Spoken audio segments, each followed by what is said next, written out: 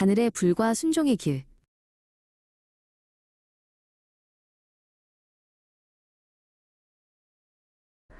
이스라엘의 왕 아하시아는 어느 날 궁전 옥상 난간에서 떨어져 크게 다치고 말았습니다. 침대에 누워 고통스러워하던 그는 하나님을 찾는 대신 에크론의 신 바알세불에게 사람을 보내 자신의 병이 나을지 물어보라고 명령했습니다. 그의 마음은 교만으로 가득 차 있었습니다. 그때 하나님의 천사가 선지자 엘리야에게 나타나 말씀하셨습니다. 이스라엘에 하나님이 없어서 네가 에크론의 신에게 물으러 가느냐? 왕은 그 침대에서 내려오지 못하고 죽을 것이다.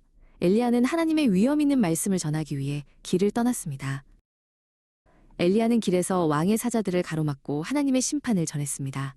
사자들은 깜짝 놀라 왕에게 돌아갔습니다. 그들의 보고를 받은 아하시아 왕은 분노하며 명령했습니다. 당장 가서 그 자를 잡아오너라. 왕은 50부장과 그의 군사 50명을 엘리야에게 보냈습니다.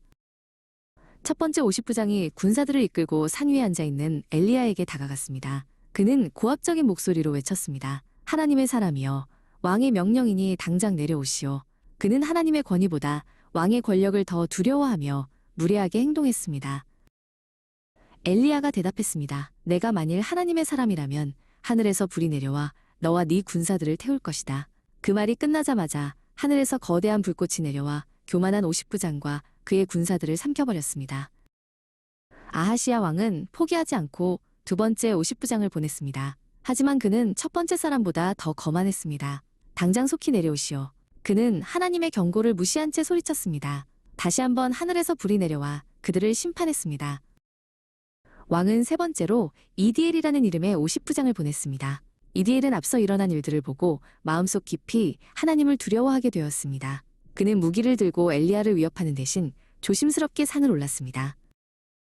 엘리야 앞에 도착한 이디엘은 무릎을 꿇고 간절히 빌었습니다. 하나님의 사람이여, 제발 저와 이 50명의 생명을 귀하게 여겨주십시오. 앞선 이들처럼 저희를 멸하지 마시고 자비를 베풀어 주십시오. 그는 진심으로 자신을 낮추었습니다.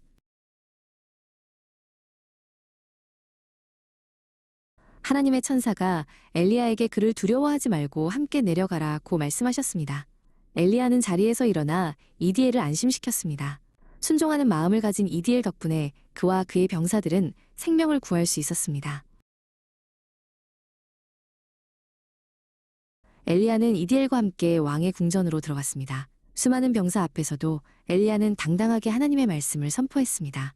아하시아 왕은 결국 자신의 교만함 때문에 하나님의 말씀대로 침대에서 일어나지 못하고 세상을 떠났습니다.